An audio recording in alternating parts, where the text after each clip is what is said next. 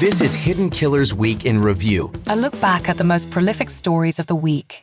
Every day is just one heartbeat away from a headline. This is Hidden Killers with Tony Brueski, featuring retired FBI Special Agent Jennifer Coffindaffer. Let's watch one more clip of Robert Tellis, because this is the train wreck that doesn't end. Tellis trying to explain DNA underneath the fingernails of Jeff German. As well, he doesn't believe that that's even the case. Let's take a look at this. You were here yesterday and you talked for approximately 2 hours. Do you remember that? Yes, sir. And then you came here this morning and you talked for another hour or so, correct? Yes, sir. There's one thing I didn't hear you mention. The DNA. I'd like to talk about that with you. You're not disputing that your DNA is underneath Mr. Gehrman's fingernails, are you? Yes, I am. Okay. But you've heard the testimony. It's there, correct? I don't know if it was there or at what point it might have gotten there, sir. Okay. I'm not asking you how it got there. Are you really denying that your DNA is underneath the fingernails? Without knowing the truth, yes, I am. Okay. Well, you've heard witnesses testify. Right. So the DNA lab's in on it too? I don't know. I don't know at what point. I don't know what point this sample was collected. Sir, please tell this jury, how in the world does your DNA get underneath Mr. Gehrman's fingernails? I don't know, because I did not kill Mr. German. You have no idea how it could have gotten underneath your fingernails, correct? Under my fingernails? I'm sorry, under his fingernails, correct? I don't know that it ever was, sir. All right. Let's do it another way. You and Mr. Gehrman are not friends, are you? No. Okay, you don't hang out with him ever? Sir, I did not ever hang out with Mr. German when he was alive. My question is yes. You didn't hang out with him ever, correct? I did not. He's never invited you over to his house? No, sir. You've never hung out, had drinks at a bar, correct? No, sir. There would be really no opportunity for him ever to put his hands on you in any sort of social situation, correct? Correct, sir. And yet, these two people who are not friends, your DNA just happens to be underneath his fingernails, correct? No, sir. Okay. You just don't think it was legitimately placed there, correct? Or are you just ignoring the testimony of all of the witnesses that talked about how your DNA was underneath the fingernails? Again, at some point or another, I believe it was planted because I did not kill Mr. German. So, and by that logic, if you believe it was planted, you are at least admitting, yes, my DNA is underneath his fingernails, correct? Can you at least agree with me on that? Whether it came from a sample of the fingernails or a different sample altogether, I don't know. I couldn't tell you, sir. The answer to my question is yes. You're at least acknowledging my physical DNA is underneath the fingernails. No, sir. Okay, great. So you're just going to disregard what all the other DNA witnesses said about this, correct? Okay, that's fair. That's fine. Totally fine. Yep, that's what I'm going to do, because I'm 5. Oh my gosh. He should have had an answer ready, Tony. He just said, I didn't kill him. I didn't kill him. I didn't kill him. I didn't kill him. I didn't kill him over here. I didn't kill him when I'm sitting this way. I didn't kill him when I'm sitting back that way. I just didn't kill him. I didn't, no matter what. I didn't kill him. Yeah, not prepared. He had like 2 years to prepare his bullshit answers for this, and he really did a poor job at that. He should have. I'm surprised he didn't wear the hat into court just for the hell of it. Like, I happen to have the same hat. I bought a new one. You know, Tony, I don't know why he didn't have an answer for this. He could have come up with so many things. He could have lied and said that he had a meeting with him at one point and had a scuffle that nobody saw.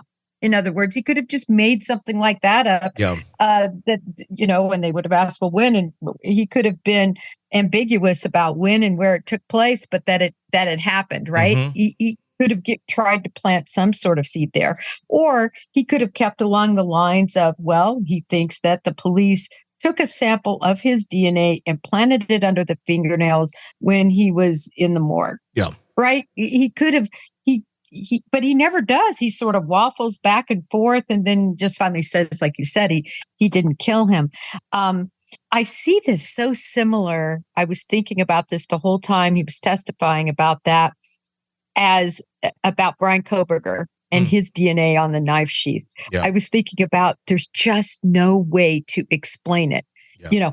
He was in a store and touch that? No, it came from Amazon. So how in the world somebody else took it and planted it on there. Well, when did they do that? After it was under Maddie's body? So the whole situation of planting DNA typically is just, it's just didn't happen. And it didn't happen in this case. And that's why he didn't have an explanation. Well, the DNA, another piece of this, the shoes, and they did talk about that too. And he had pretty much the exact same answer.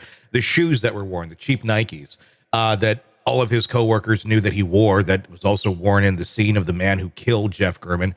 His DNA is in the shoes that were in his house, the one that was cut up and the one that was not cut up. He's saying that was planted too, that somehow that DNA is there, or maybe it's a duplicate shoe. Maybe it's a different size that the killer wore. It is just shocking. I know. I mean, to a healthy brain, it is shocking, but to him, again, he's just sitting there thinking, makes sense to me. It should make sense to everybody else. That's what makes these people so scary. Not everybody who has a disorder like this goes and kills. But the potential for them to do it and not have any sort of emotional reaction or regard for repercussions is scary. And I think that's why we see so many people that do these things end up, fitting that exact profile. Yeah, it's true. Somebody once explained narcissism to me this way, and it really helped me understand it. Narcissists, as an example, you'll notice they a lot of times forget money when you go to lunch with them. They're constantly the people that are wanting other people to either pay for them or take care of them or cover this for them, do the administrative work for them, whatever it might be, right? Yeah. And how it was explained to me is a true narcissist. And again, everybody has some narcissistic traits, but we're talking about the disorder. Clinically narcissistic is those people truly believe you want to do that. You want to believe them. You want to support them. You want to believe their lies, that you are really, team Tellus. And for them to think of the world any other way than everyone thinks like they think, they just can't relate to that. Yeah. They truly can't relate. And they melt down. I mean, if you call them out on it, either they melt down or they just sit there like this and just, nope. Because it's like kryptonite. The reality is kryptonite. And it gets scary if they do start breaking down. Just watching him sitting on the stand and denying it, it's just creepy. But my God. Look at this. I mean, German was calling him out on his stuff. Reality was coming to him. That's where he flipped out because he couldn't handle it. He had to stop someone from sharing these things, allegedly, that he was up to, that he was doing, because why should anyone know about these horrible things that he's doing? Because if no one knows, it's not horrible. But he was being exposed. So rather than just sitting there and denying it because he couldn't stop him, he had to put a stop to him, not just through words, but through actions, which is looking more and more clear like that's exactly what he did. And Tony, one more point I just wanted to make just about the victim he chose. It really is so important that journalists, true journalists, are able to expose public corruption, are able to expose situations of people like Tellus, and for him to die, basically because he was being a good journalist, because he was doing the right thing in setting forth his opinions and in exposing what he thought was very legitimate. It's really scary. I was looking it up, and I think he might be the only journalist that was murdered this year. And maybe you'll find another, but I was looking for that, and I could only find him as a journalist murdered. And I think that's another reason why this case should really be remembered, is why the murder took place. You're in the thick of a true crime saga, every detail sinking in, and then, wham, a commercial about something you couldn't care less about. It's like being served a microwaved dinner at a 5-star restaurant. But it doesn't have to be this way.